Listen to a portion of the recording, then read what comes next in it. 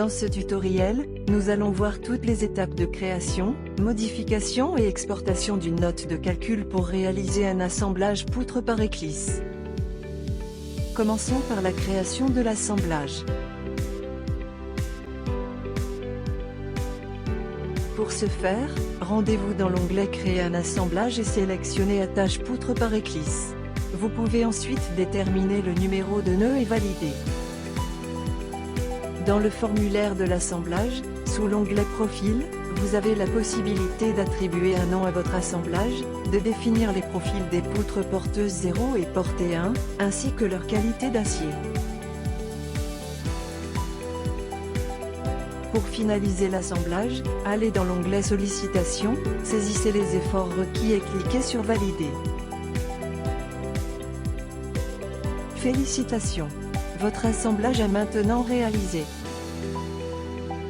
Le croquis de l'assemblage s'affiche devant vous, affichant toutes les informations techniques sur les profils, les boulons, les soudures et les sollicitations. Vous pouvez rapidement vérifier les dispositions constructives et les taux de travail des différents éléments constituant votre assemblage. Pour visualiser votre assemblage en 3D, sélectionnez l'onglet Vue Assemblage.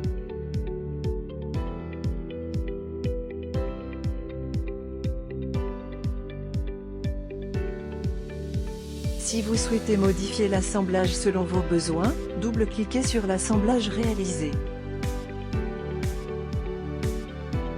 Vous accéderez ainsi au formulaire modification de l'assemblage, où vous pourrez apporter des changements au profil, aux épaisseurs des plats, aux boulons, aux dispositions constructives, à la géométrie, aux soudures et aux sollicitations.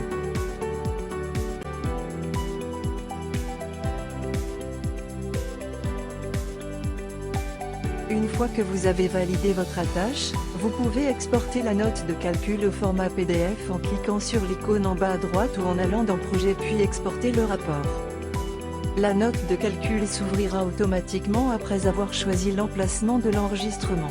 Elle est divisée en plusieurs parties. La première page présente le croquis 2D avec toutes les informations techniques, ainsi que le ratio de l'élément dimensionnant votre assemblage. La deuxième partie concerne les données, y compris les profils, les types de boulons, les dispositions constructives et les pinces. La troisième partie traite des sollicitations. La quatrième partie comprend les vérifications des dispositions constructives, des pinces, des calculs préliminaires et des sollicitations dans les différents éléments. La cinquième partie aborde les résistances de chaque élément. Enfin, la dernière partie est une vérification des résultats. Nous vous remercions d'avoir suivi ce tutoriel.